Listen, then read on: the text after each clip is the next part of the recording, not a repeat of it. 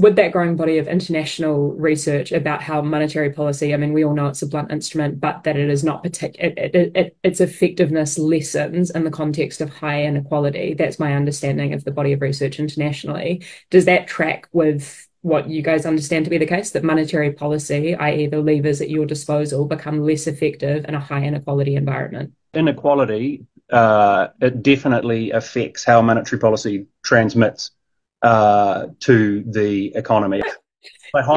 Changes in interest rates are going to transmit very differently as if the wealth is sort of spread across people. There's not a great deal that we can do about that. We think fiscal policy is better placed to deal with inequality issues, but that doesn't mean that we can be blind to it. So we've got a fair bit of research in the tank, actually, consistent with what's been happening internationally. People looking at Hank models and the like. So yeah, we'd be very happy to share that and brief you on it. Really appreciate that. Thank you.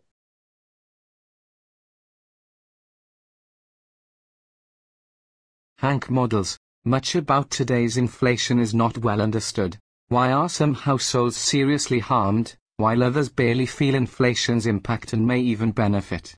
How is the battle against inflation affected by the glut of savings and government payments brought on by the pandemic? How important were pandemic-related supply shocks and the Russian invasion of Ukraine?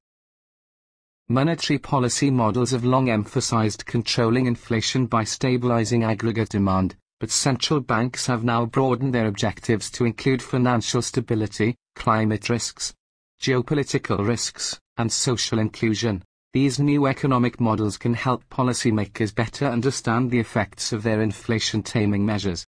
Traditional models ignore income and wealth inequalities and assume that what's good for the typical consumer, as defined by the models, must be good for the broader economy.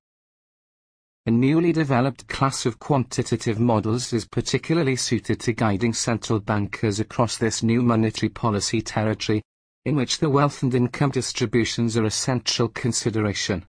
Known as Hank models, they combine heterogeneous agent models, macroeconomists' workhorse framework for studying income and wealth distributions, with new Keynesian models, the basic framework for studying monetary policy and movements in aggregate demand.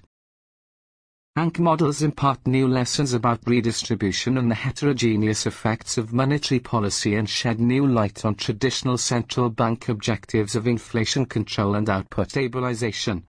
Hope you all understood that. Geraint, on behalf of WhangareiTim.